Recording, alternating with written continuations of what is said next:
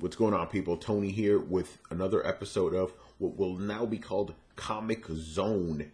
That is a play on the title of the video game Comic Zone from back in the day. Obviously, I'm a video game writer. That's what I do most of my day. So I figured, hey, maybe the title of my little offshoot comic book show should be a little bit, video gamey. So that's how that came about. So from now on, Comic Zone. All right, so tonight was one of those nights where I wanted to make a video, but I didn't really know what to talk about. It was just like, I want to do something, but I don't know about what. So I'm going to talk about, is Marvel killing the movie industry? And I'm going to talk about both sides. For me personally, I don't believe it is, but there are people that feel strongly about it. I mean, if you guys watch those silly Hollywood award shows, they're always making fun of superhero movies, but even some regular people, they tell me how it's killing things. So I want to present both sides. I'll ultimately let you guys decide. So let's start with how they're not killing the industry. Now, before superhero movies really took off, and especially before Marvel started making their own movies, with Iron Man, the movie industry was actually losing money every single year. People, for whatever reason, they just weren't attending movies the way they were. Now, after Marvel started getting big, as soon as they started putting out their shared universe, attendances have gone up. The movie industry is bigger than it has been for many years. I mean, you're seeing records being destroyed every single summer, basically. So a lot of money is getting put back into the economy, getting put back into Hollywood, and that's a good thing for, obviously the people who make the movies, and it's good for us too, because now, here's the other thing. Science fiction movies have been on the decline for a long time now, and a lot of superhero movies, again, because this is Marvel's heroes are based in science, so you have to have a lot of science-y stuff in these movies to explain how the heroes work. So therefore, we're getting more science fiction movies, which me personally I love, because science fiction is my absolute favorite genre, and because of that, you're actually getting actual sci-fi movies that are outside of comics being made now. Like you have Interstellar, you have the movie with Tom Cruise, where both Tom Cruise movies actually were the one where he comes back to Earth after it's been destroyed, and the other one where he's going back through time. And yeah, there's just more science fiction now. Gravity is another one where, and I'm trying to just think of names. The one with the robot chick, Deus Ex or Ex Machina, whatever it is. So we're getting more science fiction because of Marvel. And the other thing is, the other reason it's great is because now the world sees how wonderful superheroes are. Guys like me, we've known superheroes are awesome our entire lives. We've been reading comic books and stuff, but now the whole world gets to finally get in on it, and not just through cartoons, which was like the primary way of getting good superhero stories outside of comic books. Now the movies are staying true to the characters, just like I talked about in my previous video. And, in that sense, it's great because, comic books in general, I feel they're a blend of perfect, like not perfect, but they're a good blend of, written, novelish things and then visuals. But so they're, in a way, they're kind of tailor-made, like screenplays just for movies, It's perfect. So yeah, those are like the primary reasons. It's injected new life into Hollywood. It's brought science fiction back, and it showed the world why superheroes are great.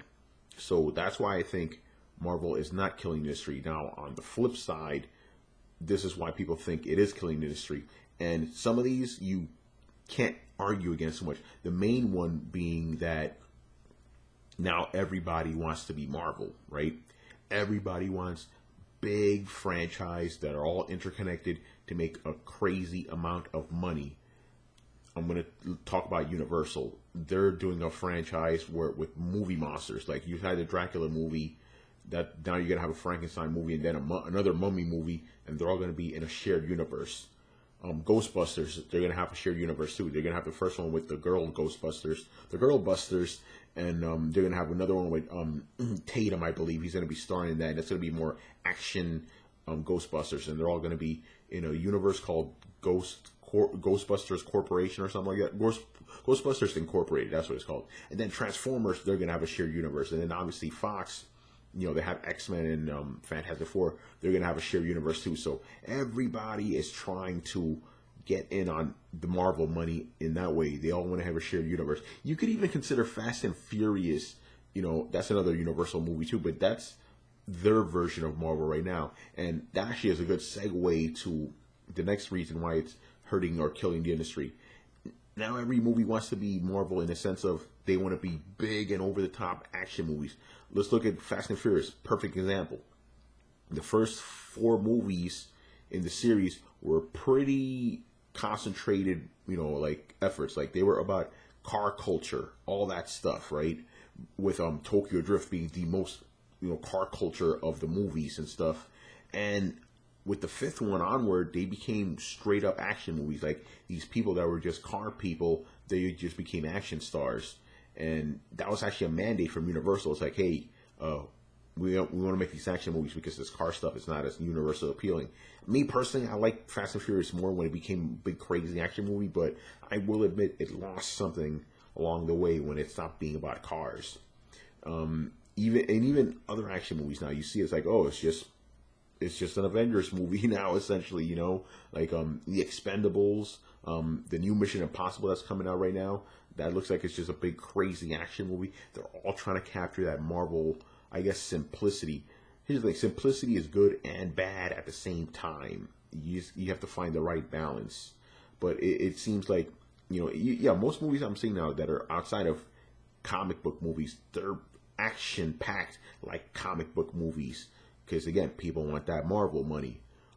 Those are the main reasons I can think of. I know there's some others, which I'll talk about, but it's kind of silly. Like they feel that superhero stories are too, I guess, immature.